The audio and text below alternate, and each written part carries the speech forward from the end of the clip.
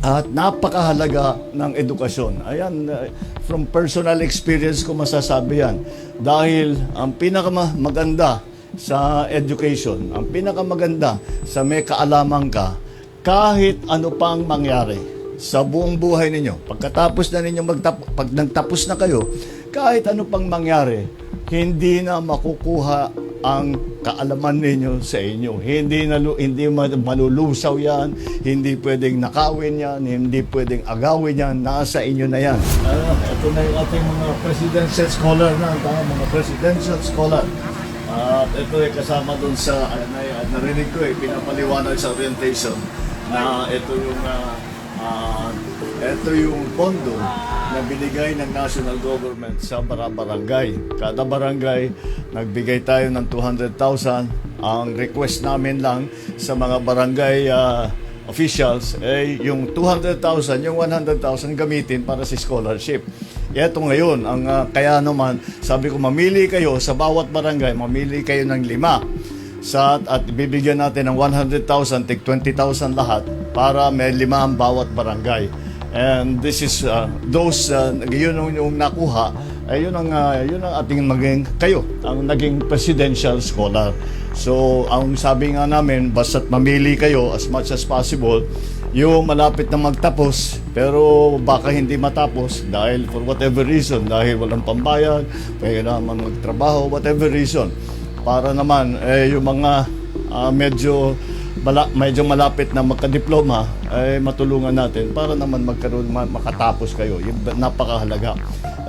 Ginagawa natin to dahil for many reasons. Dahil importante ang education. Para sa akin, ito ang pinakamahalaga na maibibigay ng pamahalaan para sa ating mga kabataan. It's the most important service.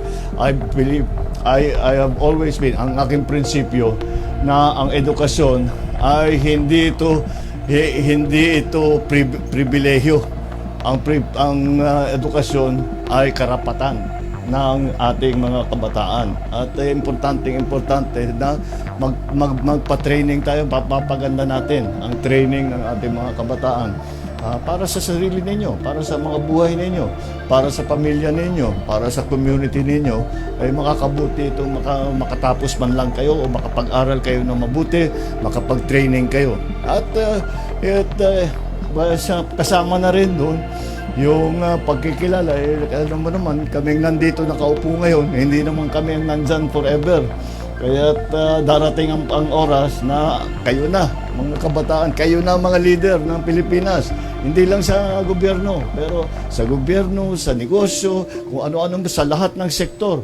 Kayo na ang hahanapin ng ating mga kababayan na tumulong at magserbisyo. Kaya dapat handang-handa na kayo.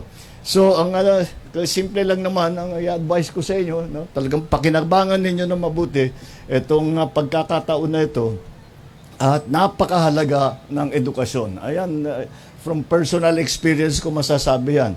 Dahil ang pinakamaganda sa education, ang pinakamaganda sa may kaalaman ka, kahit ano pang mangyari sa buong buhay ninyo, pagkatapos na ninyo pag nagtapos na kayo, kahit ano pang mangyari, hindi na makukuha ang kaalaman ninyo sa inyo. Hindi malulusaw yan, hindi pwedeng nakawin yan, hindi pwedeng agawin yan, nasa inyo na yan. At araw-araw, maaalala ninyo na ito pala ay napakalaking tulong para sa ating mga kabuhayan. At yun na nga, para mas maganda maging training ninyo, mas maganda ang mga opportunities na darating sa inyo.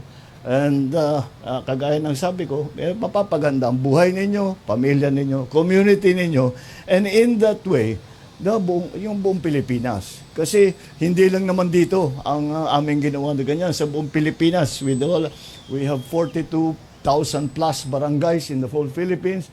Lahat ng barangay na yan, meron tigli-5 na scholar.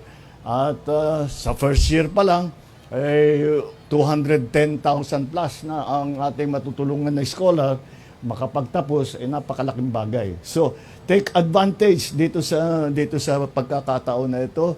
Basta't nandito kami, pagka meron pang pwedeng gawin, gagawin namin. Asahan ninyo that especially when it comes to education, ang talagang napaka-high priority. Nakita ko itong listahan ng mga directive, pinakamahalaga yan. Sabi ko sa natitirang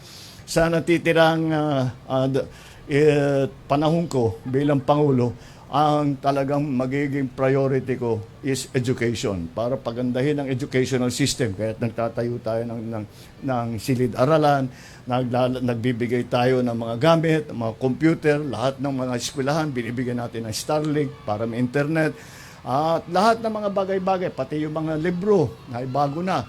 Pero kaya may naghahabol pa tayo. We have catching up to do. Pero nakikita ko sa inyo, I'm sure that lahat kayo ready na magtrabaho, ready na mag-aral na mabuti. At kagaya ng sinasabi ko sa ating mga ibang presidential scholar, magkikita tayo ulit pag may hawak na kayong mga diploma. Sige, maraming salamat. Good luck sa inyo lahat. Study hard, work hard. Okay.